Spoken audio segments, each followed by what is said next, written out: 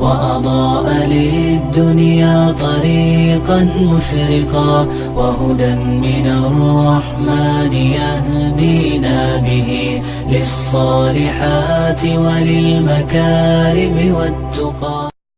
السلام علیکم ورحمۃ اللہ وبرکاتہ. بسم اللہ الرحمن الرحیم. الحمد للہ رب العالمین والصلاة والسلام علی خیر المرسلین. اما بعد. رب اشرح لی صدری ویسر لی امری واحلل عقدۃ من لسانی یفقہوا قولی.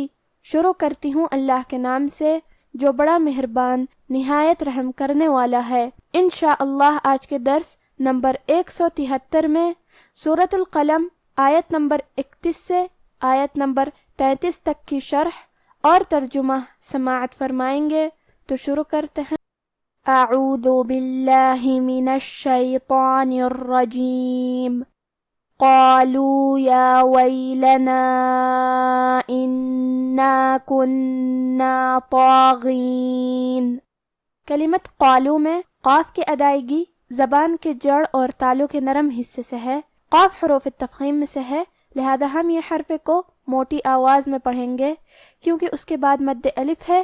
مد الف اپنے پیچھے والے حرف کا حکم لیتا ہے تفخیم میں اور ترقیق میں، لہذا ہمیں مد الف کو بھی بھاری آواز میں پڑھنا ہے. قالو.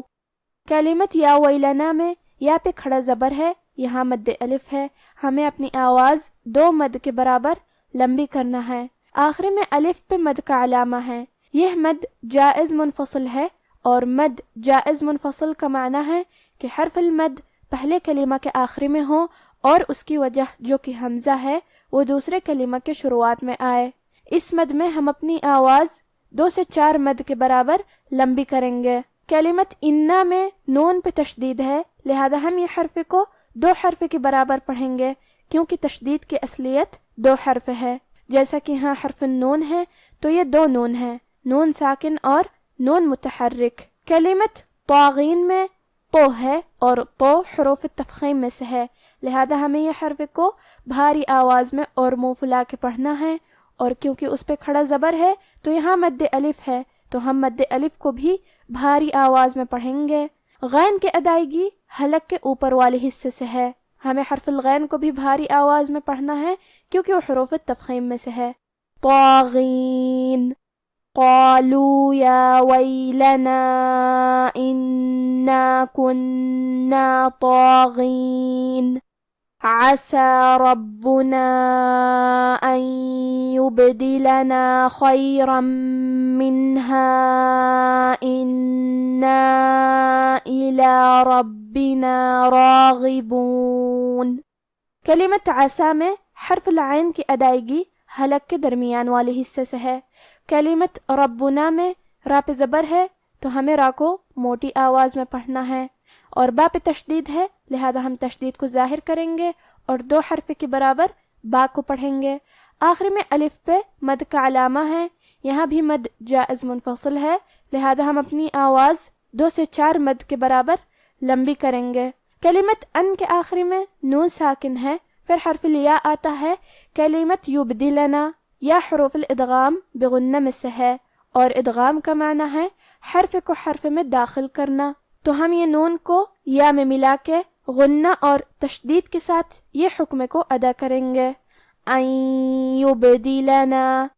کلمت یبدلنا میں با پہ جزم ہے تو ہمیں با کو قلقلہ سے پڑھنا ہے اور قلقلہ کا معنی ہے حرف ساکن کو ہلانا، تو ہم با کو ہلاتے ہوئے یہ کلمہ کو پڑھیں گے. یبدلنا. کلمت خیرن میں خا کو ہمیں حلق کے اوپر والے حصے سے پڑھنا ہے اور خا حروف تفخیم میں سے ہے تو ہم یہ حرف کو بھاری آواز میں پڑھیں گے. آخری میں را پہ تنوین زبر ہے، پھر حرف المیم آتا ہے. کلمت منہا. میم حروف الادغام بغنہ میں سے ہے تو ہم یہ حکم کو غنہ اور تشدید کے ساتھ ادا کریں گے. خیرا منہا. کلمت منہا کے آخری میں مد جائز منفصل ہے تو ہم اپنی آواز 2 سے 4 مد کے برابر لمبی کریں گے. کلمت انا میں نون پہ تشدید ہے تو ہم یہ حرف کو 2 حرف کے برابر پڑھیں گے. کلمت راغبون میں را ہے، یہاں را کا حکم ہے تفخیم تو ہمیں را کو موٹی آواز میں پڑھنا ہے اور کیونکہ اس پہ کھڑا زبر ہے تو یہاں مد الف ہے تو ہمرا کو اور مد الف کو دونوں کو موٹی آواز میں پڑھیں گے. عسى ربنا أن يبدلنا خيرا منها إنا إلى ربنا راغبون كذلك العذاب ولعذاب الآخرة أكبر لو كانوا يعلمون. کلمت كذلك میں دال کی ادائیگی زبان کے سر اور اوپر والے دانتوں کے اندرونی کناروں سے ہے. کلمت اکبر میں کاف ساکن ہے تو ہم کاف کو ہمزے سے پڑھیں گے، اور ہمزے کا معنی ہے حرف کی آواز ایسے کمزور ہو کہ اس میں پستی پائی جائے، لہذا ہم یہ کلمہ کو ایسے پڑھیں گے اکبر. کیونکہ اس پہ میم ہے، یہاں حکم ہے وقف لازم، لہذا ہم کلمت اکبر پہ رکیں گے اور کلمت لو سے آیت پوری کریں گے. کلمت یعلمون میں عین ساکن ہے تو ہمیں عین کو ظاہر کرنا ہے. كذلك العذاب ولعذاب الآخرة أكبر لو كانوا يعلمون. اب آپ ان آیتوں کی تلاوت تجوید کے ساتھ سماعت فرمائیں.